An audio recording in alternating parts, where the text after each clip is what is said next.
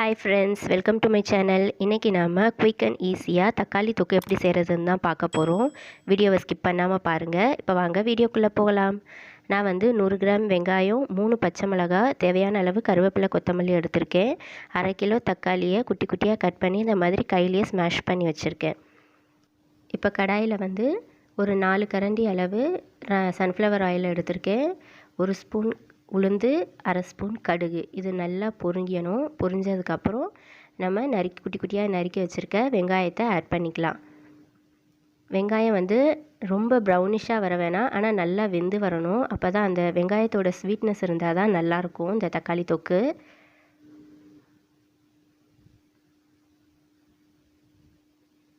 Medium ஃப்ளேம்லேயே வச்சு இந்த மாதிரி வதக்கிக்கோங்க.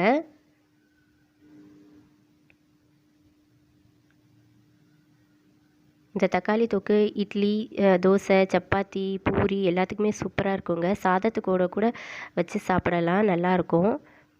இது ஒரு 5 மினிட்ஸ்லேயே சீக்கிரம் முடிஞ்சிடும். இந்த தக்காளி தொக்கு ஈஸியாக செஞ்சிடலாம்.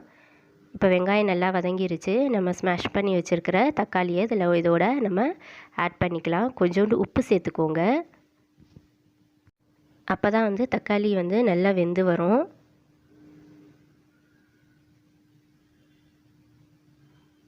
க்ளோஸ் பண்ணி லோ ஃப்ளேம்லேயே கொஞ்சம் நேரம் வேக விடுங்க. இப்போ தக்காளி அந்த பச்சை வாசனைலாம் போய் நல்ல வாசனையாக நல்லா இருக்குது. இந்த டைமில் நம்ம மசாலாஸ்லாம் ஆட் பண்ணிக்கலாம். 1/2 ஸ்பூன் மஞ்சள் தூள் ஆட் பண்ணிக்கிறேன். 1 ஸ்பூன் குழம்பு மிளகாத்தூள் ஆட் பண்ணிக்கிறேன். 1/2 ஸ்பூன் இந்த தனி மிளகாத்தூள் ஆட் பண்ணிக்கிறேன். இது போதும், ஏன்னா நம்ம பச்சை மிளகாலாம் சேர்த்துருக்கோம், ரொம்ப காரமாக வேண்டாம்.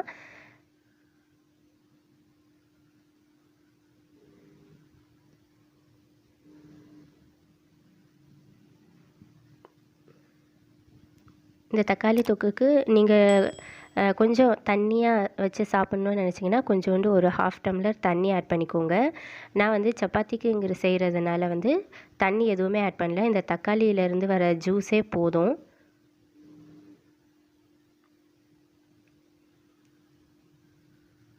உப்புலாம் கரெக்டாக இருக்கான்னு பார்த்துட்டு இன்னும் ஒரு 5 மினிட்ஸ் க்ளோஸ் பண்ணி நம்ம வேக விட்டுக்கலாம்.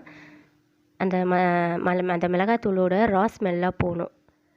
அதுக்காக தான் நம்ம மறுபடியும் க்ளோஸ் பண்ணி வேக வைக்கிறோம். இப்போது நம்மளோட தக்காளி தொக்கு சூப்பராக ரெடி ஆகிடுச்சு. என்னோடய சேனலில் புதுசாக பார்க்குறவங்களா இருந்தால் லைக் பண்ணுங்கள், ஷேர் பண்ணுங்கள், சப்ஸ்கிரைப் பண்ணுங்கள். பக்கத்தில் இருக்க பெல் ஐக்கான் கிளிக் பண்ணி ஆளுங்கிற ஆப்ஷன் கொடுத்துக்கோங்க.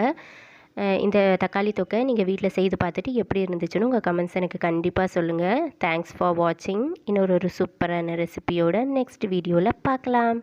Have a nice day.